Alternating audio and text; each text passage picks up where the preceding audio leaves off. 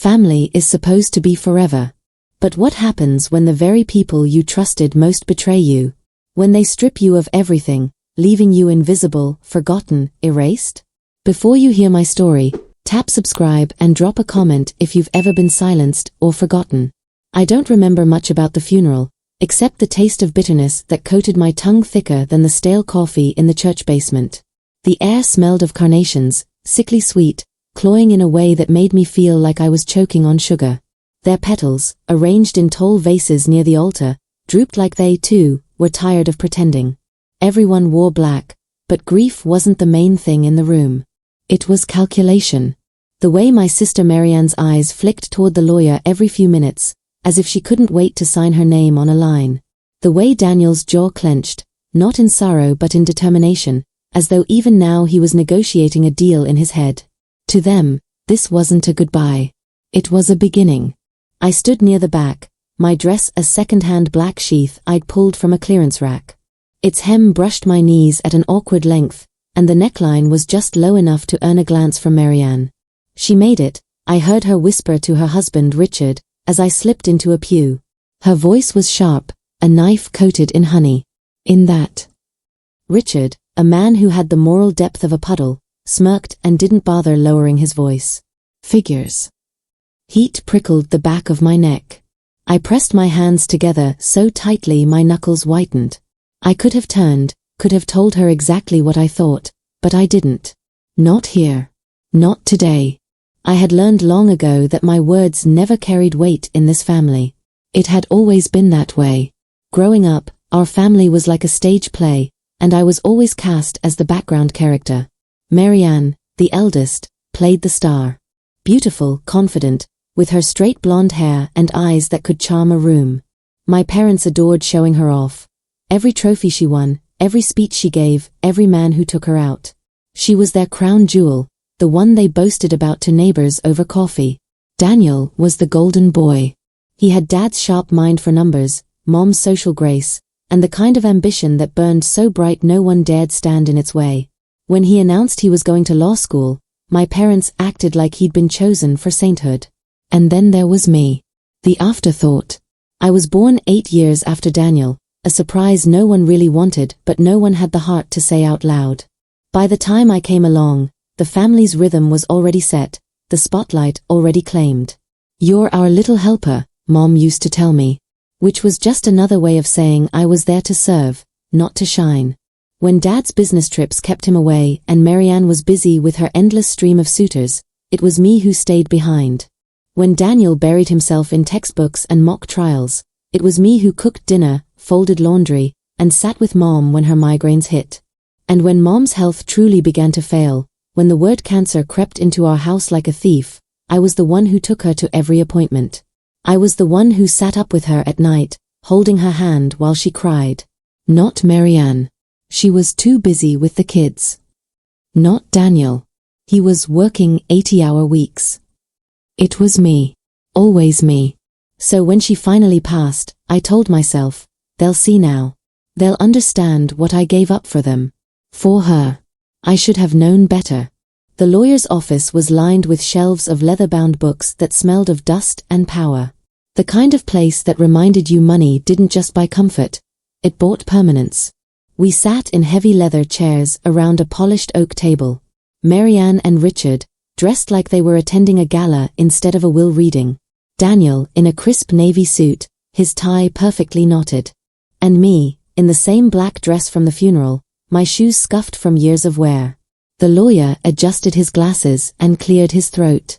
"Your parents made their wishes clear," he began, his voice practiced and steady.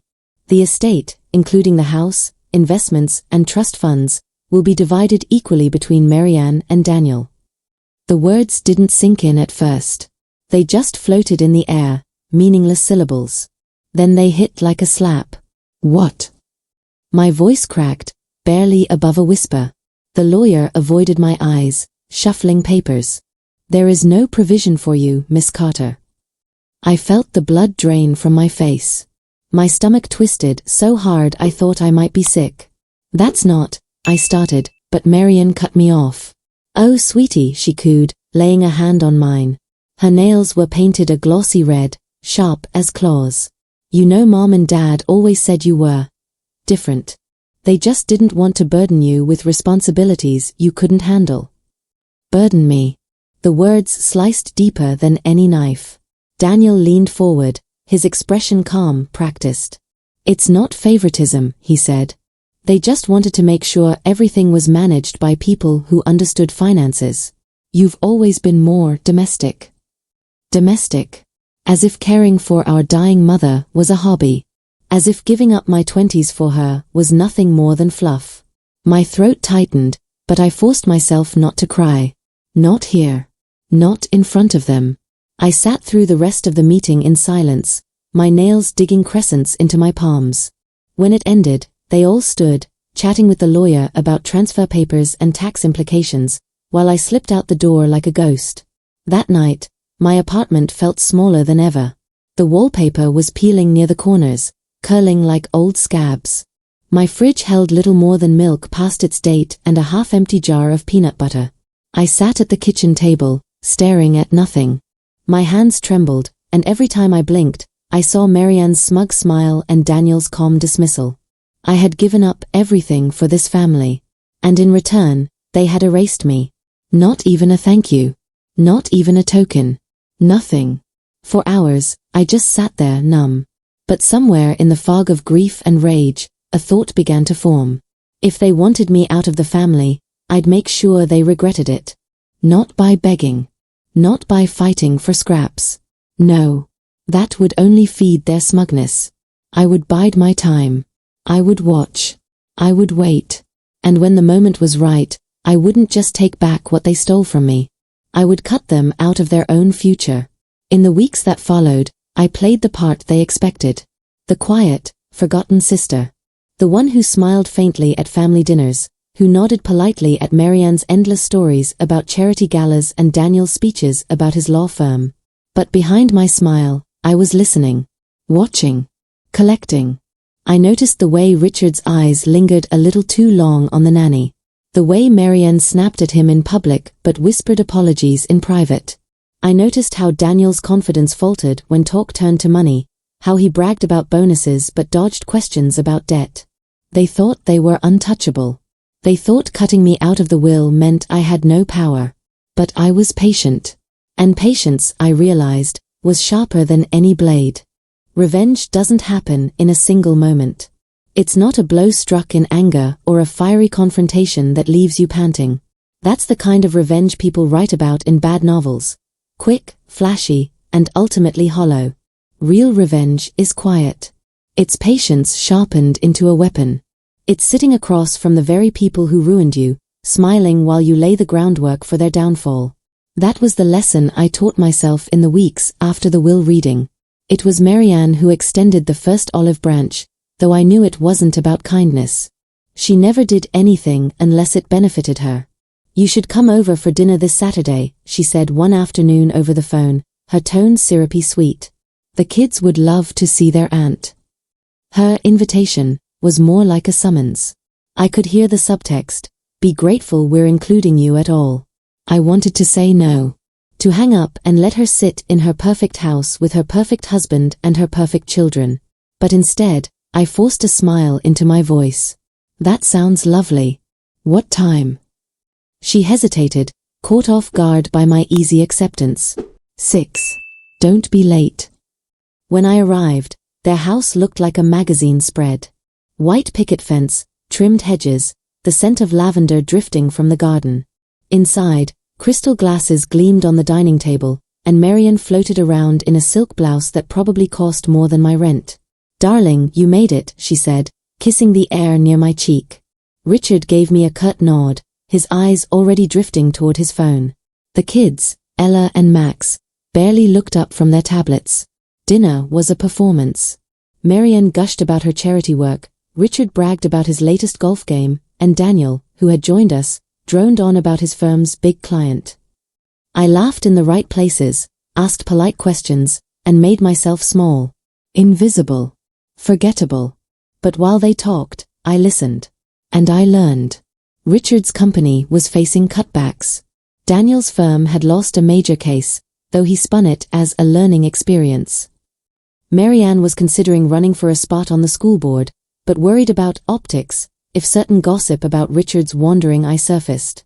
They didn't know it, but they were handing me the blueprints for their undoing. Over the next few months, I became a fixture in their lives. With Marianne, I played the dutiful little sister. I offered to watch the kids when her schedule grew too full, slipping into their lives like a shadow. Ella and Max warmed to me quickly. Children always know who really sees them. With Daniel, I pretended to admire his ambition. I asked about his cases, his clients, his strategies.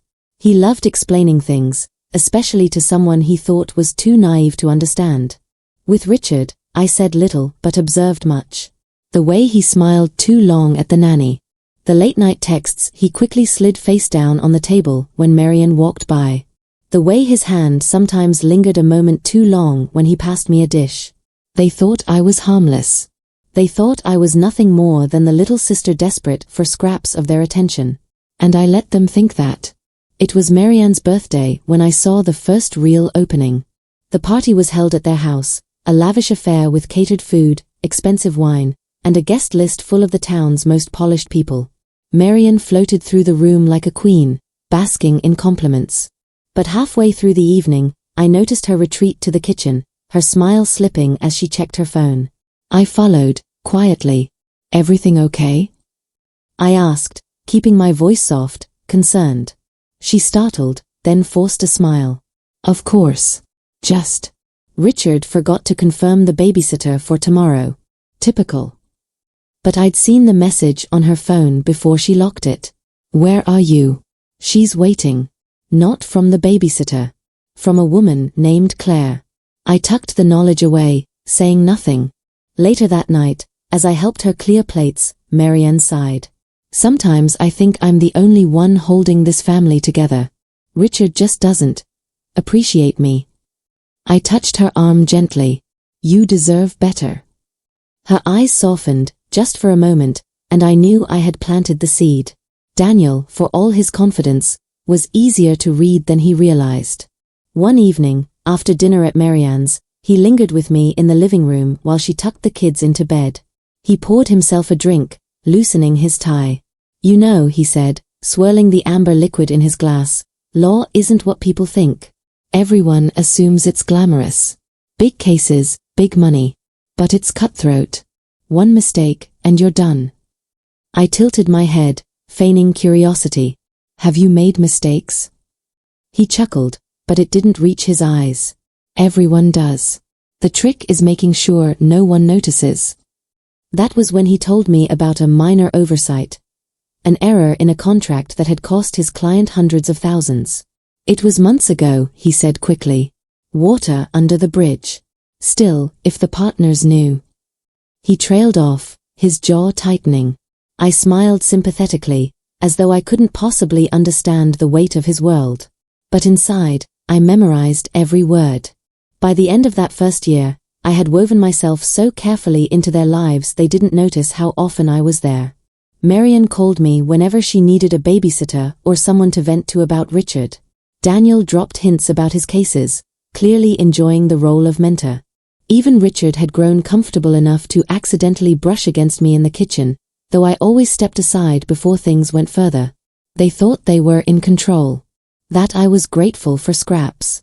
That I was harmless. But every smile, every nod, every seemingly innocent question was another thread in the web I was spinning. I didn't need to rush. Revenge, after all, is sweeter when savored. One evening, after tucking Ella into bed, she whispered to me, "Auntie, Mommy cries when she thinks no one's looking." I kissed her forehead, my chest tightening. "I know, sweetheart. But you're safe." As I left her room, I paused in the hallway, listening to Marianne's muffled voice through the closed bedroom door. "I can't do this anymore, Richard. If people find out." Her words dissolved into sobs. I smiled faintly in the dark. The cracks were spreading. All I had to do was wait for the right moment to strike. And when I did, Marianne and Daniel wouldn't just lose the fortune they'd stolen. They'd lose everything. Revenge, when it finally arrives, doesn't roar. It whispers. It slips through cracks no one noticed, tightening around its prey until they can't move. For nearly 2 years, I had waited, listened, watched. And now, the pieces were finally in place. It began with Richard. He had grown careless, too many late-night meetings, too many whispered phone calls in the garage. Marianne had pretended not to notice, or maybe she truly didn't want to. But I noticed. I always noticed. One evening, after Marianne asked me to babysit, I found his phone on the counter. Unlocked. A rookie mistake. The messages were all there. Claire. Dinner dates. Hotel rooms. Explicit promises. I didn't take screenshots. Screenshots could be denied. Instead, I forwarded the entire thread to Marianne's email. Anonymous. I'll never forget the sound she made when she called me the next morning. It wasn't a scream. It wasn't even words. Just a strangled sob, like something inside her had finally broken. She begged me to come over. And I did. I held her while she cried, while she swore she'd confront him, while she whispered she didn't know what to do. You're stronger than you think, I told her softly. You don't need him. And just like that, I became her anchor. The one person she trusted. Daniel was next. At one of our family dinners, after a few glasses of wine, he let slip more than he intended. His firm was on shaky ground. A malpractice suit loomed, quiet for now, but dangerous if it went public. I just need more time, he muttered, not realizing how much he had confessed. The next day, I visited the courthouse archives. It took some digging, but there it was, the lawsuit. Not yet in the press, but filed. A mistake in a contract that had cost a major client millions. I copied the documents. Not to expose him, not yet. But to hold. To wait. Leverage is more valuable than money. The rail break came when Marianne called me, her voice shaking. I can't do this anymore, she whispered. I don't care what people say, I want a divorce. Divorce. The word Richard feared most. His business relied on Marianne's connections, her spotless reputation. Without her, he was nothing. I told her I supported her completely. That I'd help with the kids, with the transition, with anything she needed. And I meant it. But not for her sake. The next day, I accidentally let slip to Richard that Marianne was considering her options. His face went pale. He muttered something about fixing it, but I saw the panic in his eyes. By the following week, rumors had begun to spread, just enough whispers in the right places that Marianne's friends started asking careful, curious questions. She looked at me one evening, her eyes rimmed red. Why is this happening to me? Because you cut me out, I thought. Because you made me invisible. Instead, I just hugged her. You'll get through this.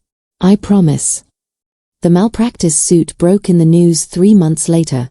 A front-page article, local attorney sued for multi-million-dollar contract error. Daniel's name was plastered across the headlines. His firm distanced themselves immediately, suspending him while they investigated.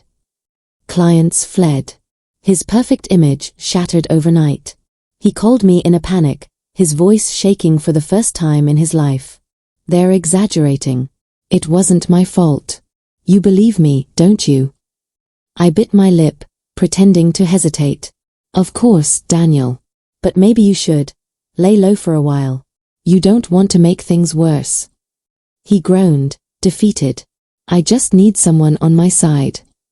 I'll always be on your side, I said gently. And I was, just not the way he thought. With Richard desperate to keep Marianne, and Daniel desperate to save face, both of them leaned harder on me. I picked up the kids from school. I ran errands. I listened to their confessions, their fears, their carefully hidden failures. They stopped looking at me as the domestic little sister, and started looking at me as the only stable person left in their lives. And that's when I made my move. The family home, our parents' home, had been left to Marianne and Daniel. But with Daniel drowning in legal fees and Marianne threatening divorce, neither of them could afford the upkeep. At dinner one evening, Marianne sighed heavily. I don't know what to do. The house is just too much right now. I tilted my head. Maybe you could sell it? She shook her head. Not yet. Not until things settle. But if someone in the family wanted to, help maintain it for now. Her eyes flicked to me. By the end of the month, I was living in the house. Just temporarily, Marianne insisted, though we both knew better. The home they had cut me out of was now mine in all but name. The moment came on a rainy Thursday. Marianne showed up at the house, her mascara streaked. Richard had left. The affair was now public, the gossip vicious. She was humiliated, cornered, desperate. I don't know what to do, she whispered, collapsing onto the sofa. I can't face them. I can't face anyone. I made her tea, set it gently on the table, and sat beside her. You don't have to face them, I said softly. You have me. You've always had me. She broke down sobbing, clutching my hand like it was the only thing keeping her afloat. And in that moment, I knew I had won. Daniel, bankrupt and disgraced, called later that week, asking if I could loan him money, just until this blows over. Richard texted Marianne begging for forgiveness, but she never responded. The siblings who had cut me out of the will were now begging for scraps from me. I stood in the front yard of the house one evening, the sun setting behind the trees. Ella and Max played on the swing set, their laughter carrying through the cool air. I thought of my parents, of the years I spent taking care of Mom while Marianne and Daniel lived their glossy, perfect lives. I thought of sitting in that lawyer's office, my heart breaking as I realized I'd been erased. And I smiled. Because now, I wasn't erased. I was everything. The caretaker. The anchor. The savior. And Marianne and Daniel? They had nothing left that I didn't own, financially, emotionally, or socially. They cut me out of the will. So I cut them out of their future. Tell me below, have you ever turned pain into purpose? If you felt that revenge burns slow and cold, don't forget to like, subscribe, and hit the bell icon for more real-life revenge stories. Your support keeps these stories alive. Thank you for being part of this healing. Until next time, stay steady, stay kind.